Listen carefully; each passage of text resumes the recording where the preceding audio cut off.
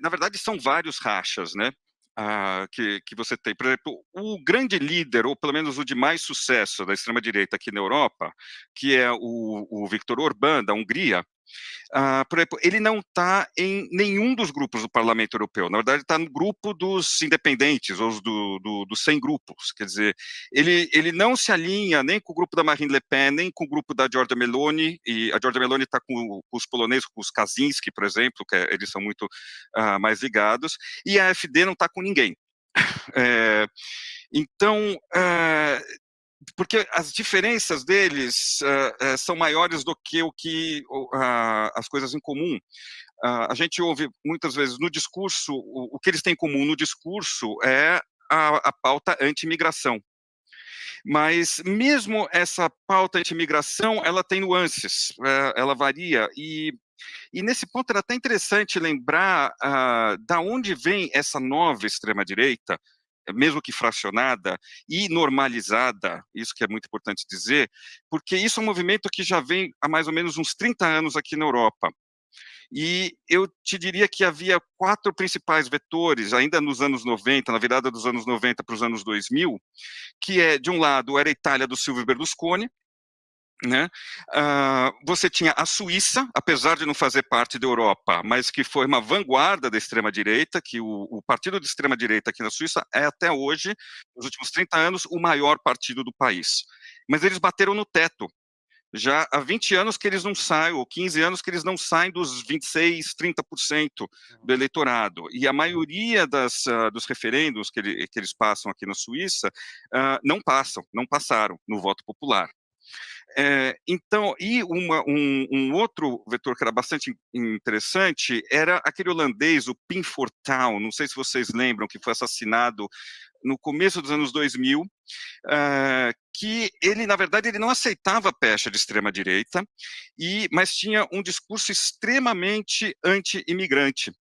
Mas ele argumentava na época, e há quem diga que ele tinha uma certa razão, que o problema dele não era racismo anti-imigração.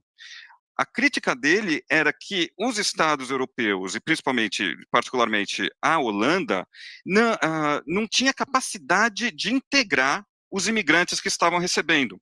Então, o que ele pedia era uma moratória de imigração que para que o país tivesse, o Estado tivesse tempo e espaço para poder rever suas políticas de integração, para inclusive para continuar para continuar a imigração, não fechar as portas completamente.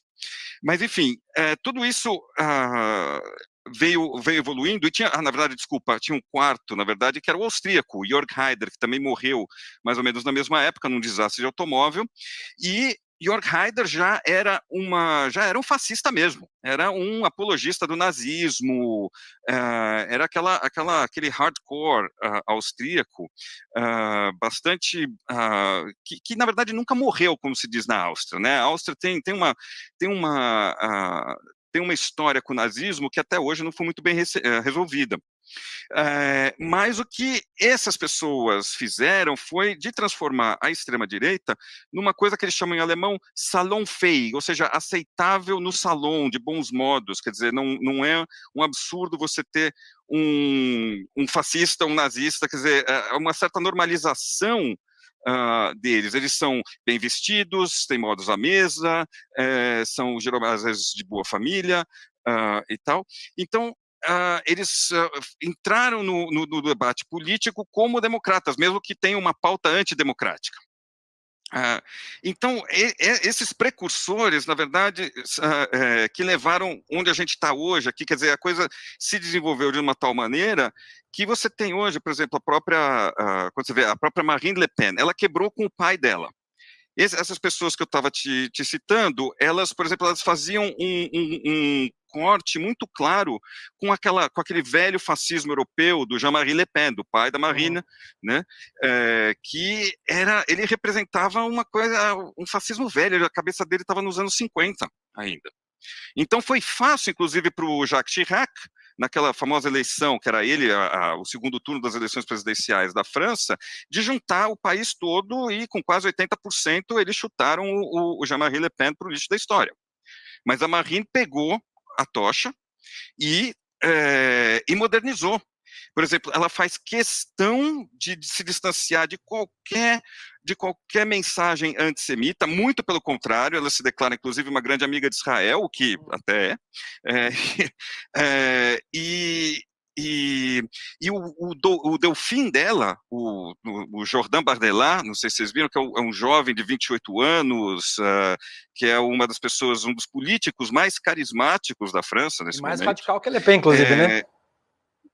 Exato, mas você vê, ele é bem vestido, ele fala bonito, ele é o genro que uma boa parte das mães francesas adorariam ter, se não o próprio filho, né?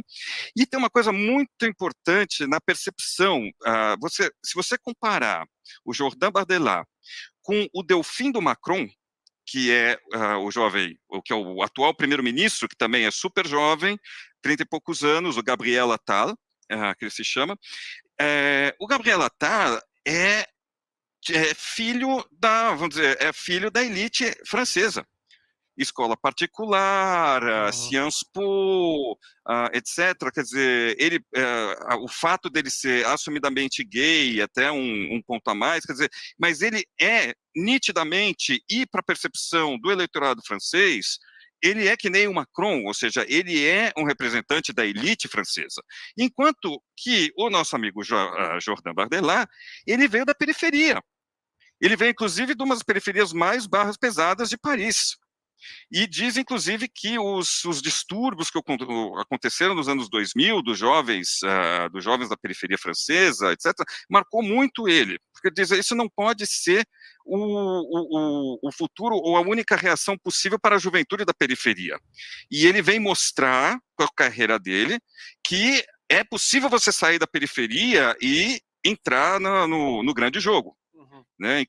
Claro que ele é amigo ou namorado da sobrinha da Marine Le Pen, tem um apadrinhamento, mas o que importa aqui é a percepção do eleitorado francês com essas pessoas. E o próprio Macron, quer dizer, ele inclusive é responsável pela subida da extrema-direita, e não só pelas políticas que ele tem feito, inclusive com mão pesada nos últimos 2 anos, quando ele perdeu a maioria, né, no parlamento, mas é que quando ele construiu o partido dele, na verdade, ele acabou com a esquerda na França. Ele basicamente trouxe para o partido dele figuras do Partido Socialista Francês, e acabou com o Partido Socialista Francês. Hoje é uma piada, não é nem sombra do que ele já foi. Ele nunca, acho que desde a constituição dele, há 100 anos atrás. Então, e o que você tem da esquerda, quer dizer, ela foi para a extrema esquerda do Mélenchon, que também não é considerado um partido, um grupamento confiável para uma coalizão, para governar junto com outros, o que é uma necessidade na política europeia.